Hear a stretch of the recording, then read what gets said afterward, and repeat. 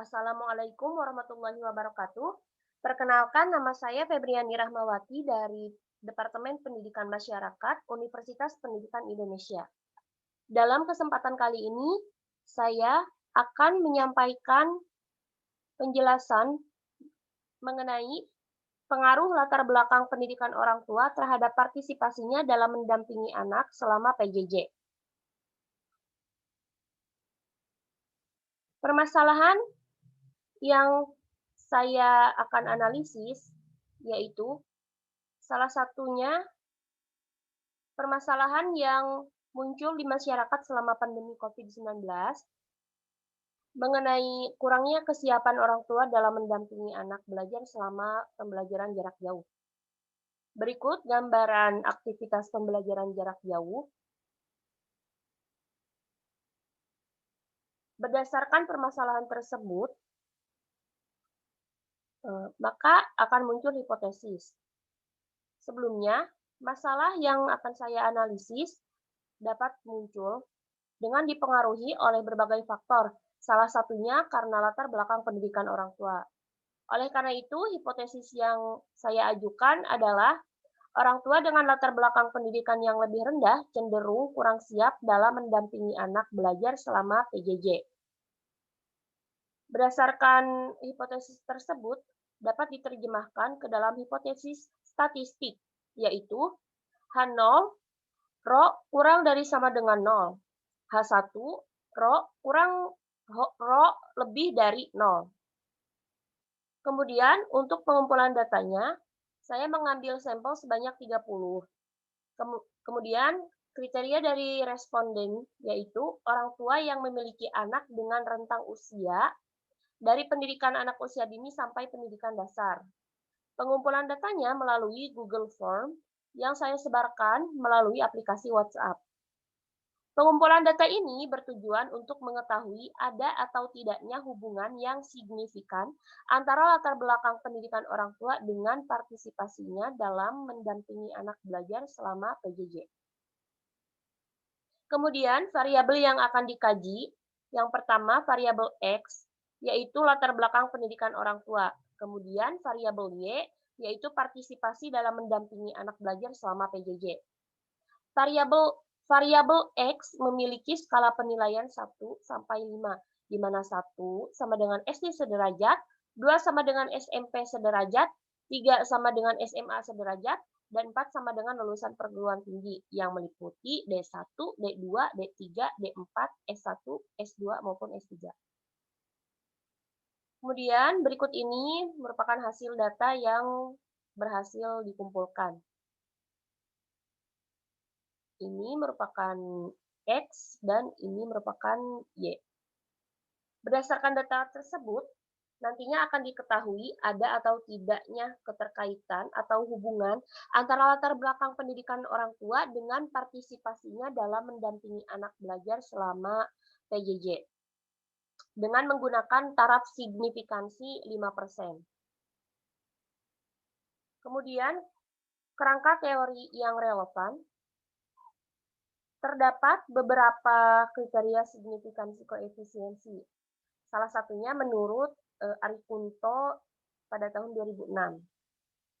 Berikut dapat dilihat. Variabel yang akan dikaji itu variabel X menggunakan skala pengukuran ordinal dan variabel Y-nya menggunakan skala pengukuran interval. Sehingga alat analisis yang akan digunakan adalah Jaspen M-Test. Kemudian berikut ini komponen data yang telah dikelompokkan. Ini skala 1, skala 2, skala 3, skala 4. Di mana responden yang lulusan SD berjumlah 2 orang, lulusan SMP berjumlah 5 orang, lulusan SMA berjumlah 13 orang, dan lulusan perguruan tinggi berjumlah 10 orang. Sehingga diperoleh N1 sama dengan 32, N2 sama dengan 83, N3 sama dengan 246, dan N4 sama dengan 174. N ini diperoleh dari jumlah masing-masing data yang ada di setiap kelompok. Selanjutnya, langkah pengerjaannya yang pertama itu melakukan statistik uji. Karena pada penelitian ini menggunakan uji Jaspen, maka M-nya itu adalah korelasi Jaspen. Rumusnya yaitu M sama dengan sigma Y bar N dikali dengan OB dikurangi OA. Kemudian dibagi dengan SY dikali dengan sigma dari OB min OA dikuadratkan, kemudian dibagi dengan P. Di mana SY ini sama dengan akar kuadrat dari sigma Y kuadrat dikali dengan hasil dari sigma Y dikuadratkan dibagi dengan NT. Kemudian dibagi dengan NT lagi. Berikut keterangannya. Y bar N merupakan rata-rata dari kelompok N, SY-nya simpangan, NT banyak data, M korelasi Jaspen M-nya, kemudian OB nilai pada tabel deviat dan ordinat, OA nilai ordinat yang ada pada setiap nilai ordinat OB, dan P proporsi setiap sampel dengan keseluruhan sampel. Sebelum masuk ke rumus, maka kita akan menghitung terlebih dahulu jumlah dari Y kuadrat. Caranya yaitu dengan menjumlahkan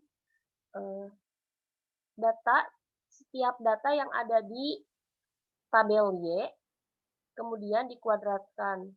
Masing-masing data tersebut dikuadratkan, lalu dijumlahkan.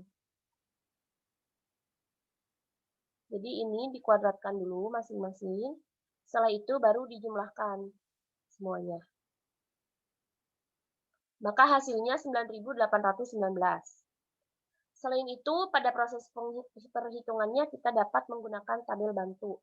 Tabel bantu ini sudah saya kerjakan sebelumnya dengan menggunakan Microsoft Excel. Kemudian menghitung simpangan. Tadi rumusnya tinggal dimasukkan 9.819 dikurangi sigma Y dikuadratkan. Cara menghitungnya berbeda dengan sigma Y kuadrat. Jadi jumlah data dari Y dijumlahkan terlebih dahulu, hasilnya 535. Kemudian dikuadratkan. Seperti itu. Maka hasilnya menjadi 286.225. Kemudian dibagi 30 hasilnya 9.540,8. Kemudian tadi sigma Y kuadratnya dikurangi dengan ini, kemudian dibagi 30 hasilnya 278,2 dibagi 30. Maka hasilnya akar kuadrat dari 9,27 yaitu 3,0446674. Selanjutnya kita akan menghitung korelasi. Agar pengerjaannya lebih mudah, maka kita tinggal memasukkan saja angka-angka yang tadi ada di tabel bantu ke rumus ini. Ini hasil yang ini tinggal dimasukkan. Tadi ada. Ini dimasukkan ke rumus M. Maka hasilnya min 0,089877714. Berdasarkan kriteria signifikansi koefisien menurut Ari Kunto pada tahun 2006 yang telah disampaikan sebelumnya, nilai min 0,089877714 menunjukkan validitas yang sangat rendah. Kemudian nilai koefisiensi korelasi antara latar belakang pendidikan orang tua dengan partisipasinya dalam mendampingi anak belajar selama PJJ juga bernilai negatif. Jadi nilai ini negatif. Sehingga hubungan yang terjadi antara latar belakang pendidikan orang tua dengan partisipasinya dalam mendampingi anak belajar selama PJJ, yakni berbanding terbalik. Artinya, latar belakang pendidikan orang tua tidak mempengaruhi kesiapannya untuk berpartisipasi dalam mendampingi anaknya selama PJJ. Begitupun juga sebaliknya. Meskipun seperti yang kita ketahui ya secara umum, tinggi rendahnya tingkat pendidikan orang tua akan mempengaruhi pengetahuan dan keterampilannya. Namun, pada realitanya, kesiapan orang tua bergantung pada kepedulian orang tua tersebut kepada anaknya. Ketika orang tua tidak dapat memahami kegiatan belajar anak, ia seharusnya berusaha untuk mempelajari bersama sebagai bentuk kewajiban untuk memenuhi hak-hak anak. Selanjutnya, kita akan melakukan uji signifikansi. Rumusnya yaitu R sama dengan M, akar kuadrat dari sigma, hasil dari OA min OB dikuadratkan, kemudian dikurangi P. Tadi sudah ada hasil dari M, tinggal dimasukkan, ini hasilnya. Kemudian ini juga sudah ada tadi, tinggal dimasukkan juga. Selanjutnya akar dari ini hasilnya.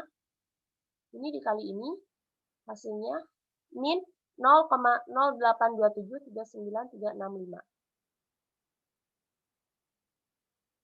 Selanjutnya kriteria uji yang akan kita tentukan yaitu H0 ditolak jika R hitung lebih besar dari R tabel. Kemudian untuk menentukan nilai hasil dari H0 tersebut, kita terlebih dahulu akan menentukan besar taraf nyata atau alfa. Tadi itu signifikansinya 5%. 5% sama dengan 0,05. Kemudian menghitung DF-nya atau degrees of freedom. Rumusnya itu N-2N ini jumlah data atau jumlah sampelnya. 30 dikurangi 2 menjadi 28. Selanjutnya untuk mencari R tabel itu, alfa dari 0,05 dan DF-nya itu 28, hasilnya yaitu 0,3809. Jadi R tabelnya itu 0,3809. Kesimpulannya, berdasarkan hasil perhitungan yang telah dilakukan, dapat diketahui bahwa nilai R hitung lebih kecil dari nilai R tabel. R hitungnya min 0,082739365, R tabelnya 0,3809. Jadi R hitungnya lebih kecil dari R tabel.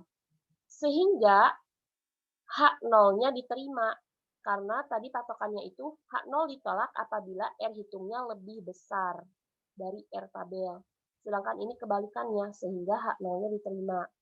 Artinya tidak terdapat hubungan yang signifikan antara latar belakang pendidikan orang tua dengan partisipasinya dalam mendampingi anak belajar selama PJJ. Demikian yang dapat saya sampaikan pada video kali ini. Untuk penjelasan yang lebih rinci, silakan menonton video setelah video ini diupload. Semoga penjelasannya dapat dipahami dan juga bermanfaat. Kurang lebihnya saya mohon maaf. Terima kasih. Wassalamualaikum warahmatullahi wabarakatuh.